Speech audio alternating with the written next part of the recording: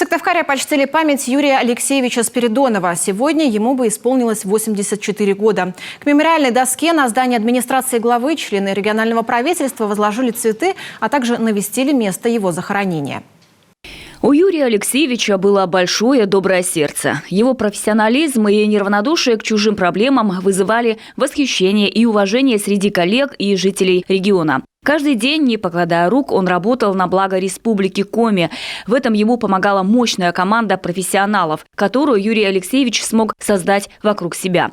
Юрий Алексеевич был очень искренним человеком, ярким политиком и хорошим другом. Он навсегда внес свое имя в историю Республики Коми.